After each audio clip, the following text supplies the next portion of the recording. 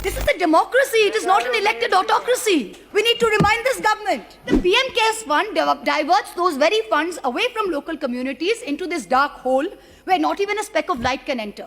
To this government, I say, stop lying to us all the time about growth rates, about migrant welfare, about expenditure, and the laughable delusion that the PM cares.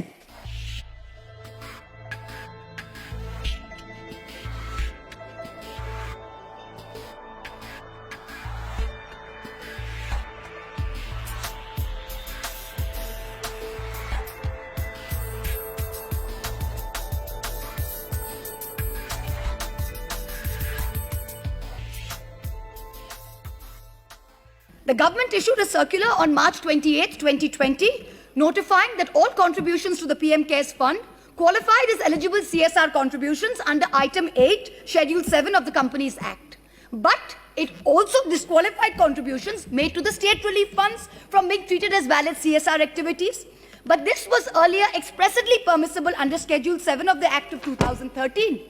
So unfair treatment of identical contributions to the PM CARES and to the state relief funds is against public interest, is against public policy. It completely disincentivizes corporate contributions which the state governments would otherwise have got. It creates an unfair, unjust and discriminatory distinction against the state and chief ministers' relief funds in favor of the PM CARES funds. The Honourable Minister, while introducing the bill yesterday, read out a long list of school children and pensioners who had apparently readily and happily given away their meagre savings to the PM CARES fund. But the Honourable Minister was strangely silent on the 38 PSUs that donated more than 2,100 crores to the fund. Almost 70% of the fund's corpus comes from 38 PSU donations. These are public sector undertakings, share capital subscribed to by the Government of India out of public money.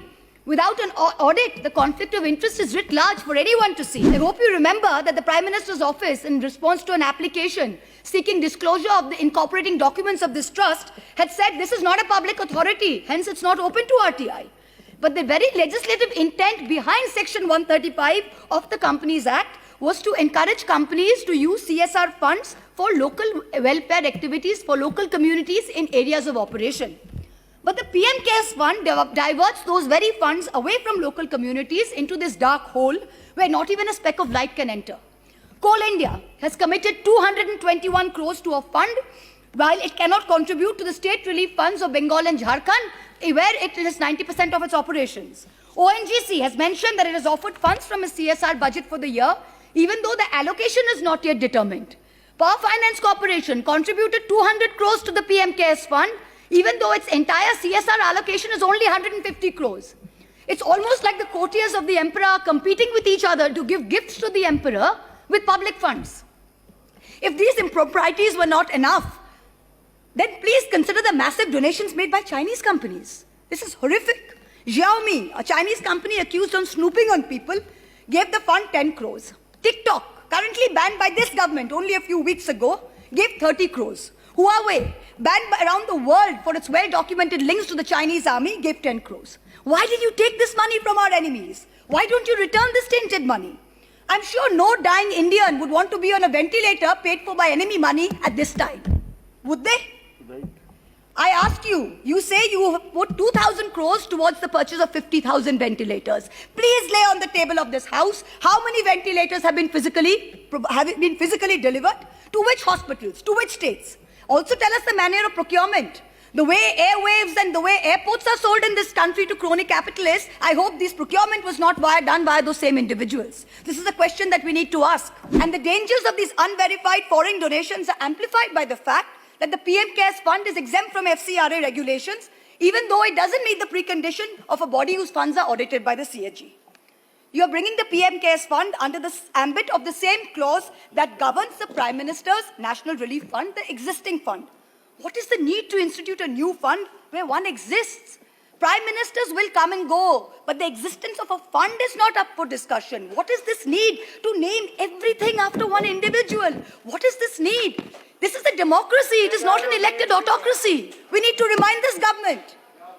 First, you are raising funds on the basis of public office. The very name, a Prime Minister's fund, makes people think this is government authority. So by saying it is not open to RTI, you are running away from the spirit of transparency you claim to be wedded to. Second, cabinet ministers are trustees administering the funds. So you are impermissibly expanding the scope of your ministerial office in excess of the mandate determined by the Constitution. The third, you are commandeering resources. Donations are done by default. A circular issued on April 17 by the Department of Revenue under the Ministry of Finance told every officer and staff of the Government of India to contribute 1 day's salary till March 21. This would be deducted. If they wish to not donate, they should put this in writing. Tell me, in this atmosphere of fear and vengeance currently prevalent in this country, which bureaucrat, which public officer will say they do not wish to donate? I have only a few minutes left, and so bear with my bluntness. To this government, I say, stop lying to us all the time about growth rates, about migrant welfare, about expenditure, and the laughable delusion that the PM cares. Stop marketing 20,000 crore packages as relief measures when in truth it comprises money already spent and money to be given as loans, an imaginary money that will never reach the people it is supposed to. Stop cheating the state governments of their dues made through a constitutional promise. Stop wasting funds on vanity projects when the state governments who actually make a difference are deprived time and again. And so, I end by saying that today's India reminds me of Hans Christian Andersen's story, The Emperor's New Clothes, where the emperor was cloaked in nothing, but his sycophantic courtiers could not tell him so. The Bengali poet Nirendranath Chakraborty in his poem Ulango Raja said only one small innocent little boy in the entire kingdom had the courage to stand up and ask the naked emperor, Raja, tor kapod koi? Today I ask the same question, Emperor, where are your clothes?